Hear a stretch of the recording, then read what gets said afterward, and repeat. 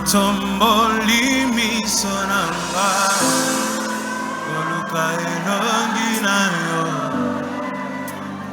Ozali wapyo telema Natomboli misonanga Oluka elongi nayo Ozali wapyo telema Mapate komi molele Ninye komelinga Ozali wapyo telema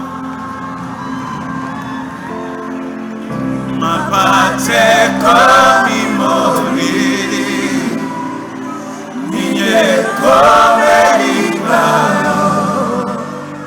Ozali wapyo telema Yesu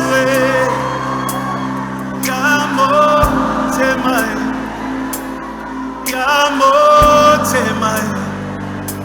Tobandana bomwana Yesu Yamo temae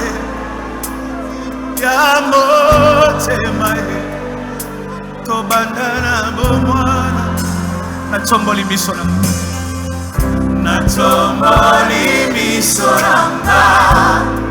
Koluka elongi nayo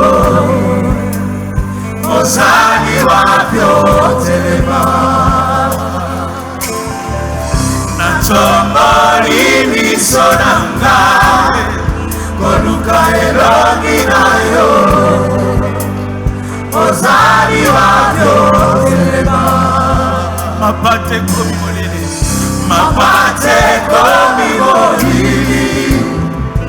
Ninye komelinga Ozali wapyo telema Mapate komi molele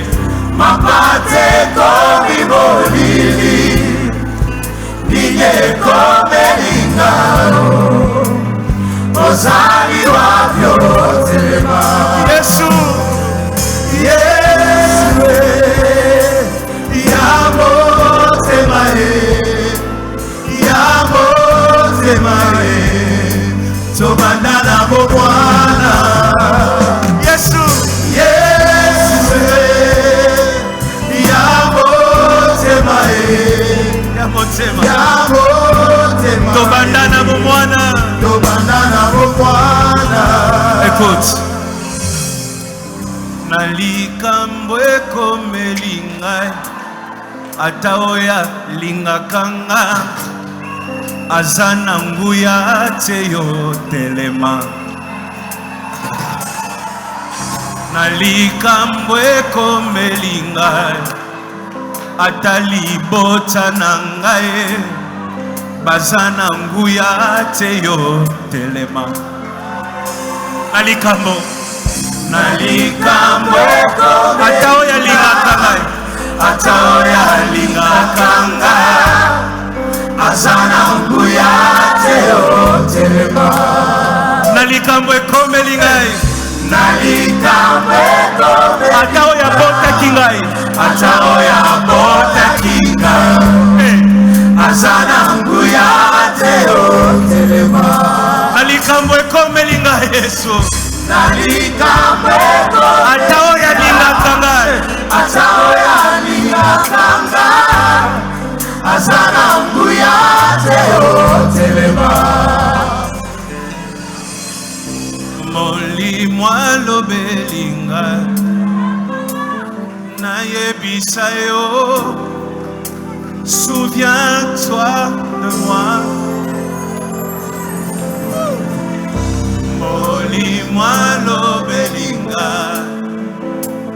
Nayebisa yo Souviens-toi de moi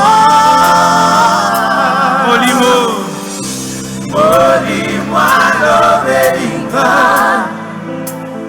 Nayebisa yo Souviens-toi de moi On va chanter ensemble Molimo alobelinga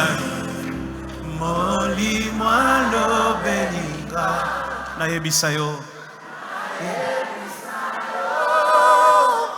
Souviens-toi de moi. Molimo. Molimo lobelinga. Nayebisayo.